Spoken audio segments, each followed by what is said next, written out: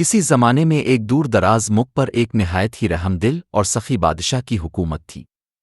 بادشاہ کی سخاوت اور انصاف کی ہر جگہ تعریف کی جاتی تھی اور لوگ اسے خدا کا دوست کہہ کر پکارتے تھے۔ اس کا دربار ہر خاص و عام کے لیے کھلا رہتا تھا۔ جو بھی شخص اس کے پاس آتا وہ اس کی خواہش پوری کرتا۔ بادشاہ کی دریا دلی کا چرچا ہر طرف پھیل گیا تھا۔ ایک دن ایک اجنبی شخص بادشاہ کے دربار میں آیا۔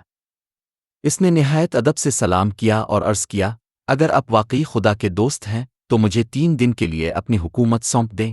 بادشاہ نے مسکراتے ہوئے فوراً تخت خالی کر دیا اور وزیر کو حکم دیا کہ اس شخص کے ہر حکم کی تعمیل کی جائے۔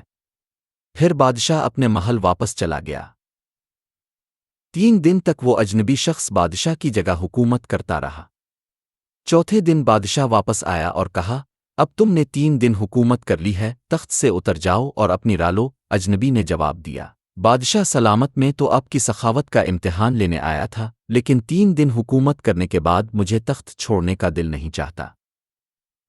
بادشاہ نے مسکراتے ہوئے کہا، یہ تخت اور حکومت تمہیں مبارک ہو، سنبھالو۔ یہ کہہ کر وہ اپنے محل واپس آ گیا اور اپنی ملکہ کو ساری بات بتائی۔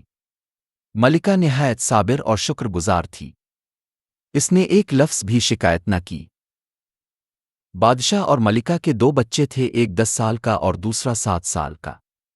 بادشاہ نے اپنے خاندان کے ساتھ محل چھوڑ دیا اور فقیرانہ زندگی اختیار کر لی۔ وہ دل کو تسلی دیتا رہا کہ خدا بڑا رحیم ہے اور یقیناً کوئی بہتر صورت پیدا کرے گا۔ بادشاہ اور اس کا خاندان پیدل سفر کرنے لگا۔ وہ جو کل تک شاہی سواریوں پر بیٹھتے تھے، آج ان کے پاس سفر کے لیے کچھ بھی نہ تھا۔ مگر بادشاہ نے کبھی زبان پر کوئی شک نہ لایا اور اللہ کا شکر ادا کرتا رہا۔ سفر کے دوران کبھی کھانے کو کچھ ملتا، کبھی فاقہ کرنا پڑتا۔ دن بدن مشکلات بڑھتی جا رہی تھیں، مگر وہ صبر و استقامت کے ساتھ چلتے رہے۔ کئی دنوں کے سفر کے بعد وہ ایک شہر پہنچے اور ایک سرائے میں ٹھہر گئے۔ ایک تاجر کا قافلہ اسی شہر کے قریب ٹھہرا ہوا تھا۔ تاجر شہر کی سیر کرتے ہوئے اس سرائے میں آیا۔ اس نے بادشاہ سے کہا، میرے عزیز، میری بیوی بیمار ہے اور کوئی اس کی دیکھ بھال کرنے والا نہیں۔ کیا آپ اپنی نیک بیوی کو 1 دن کے لیے میرے ساتھ بھیج دیں؟ بادشاہ اور ملکہ دونوں اس کی بات سن کر پریشان ہو گئے۔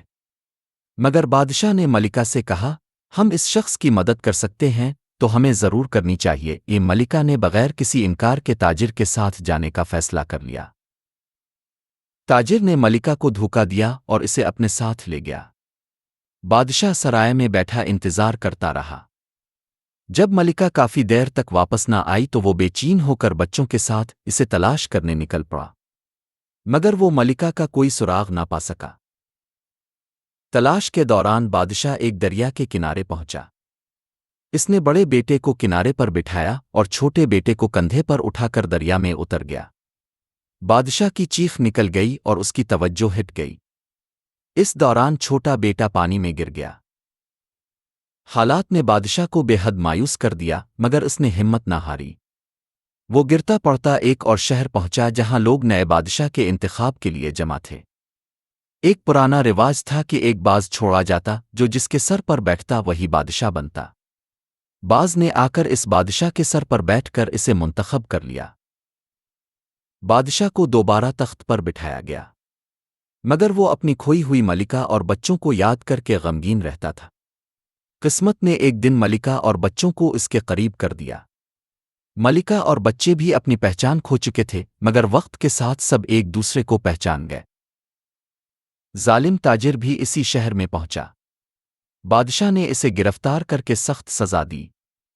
اس کے بعد بادشاہ نے اپنی کھوئی ہوئی فیملی کے ساتھ پھر سے انصاف اور رحم دلی کے ساتھ حکومت کی۔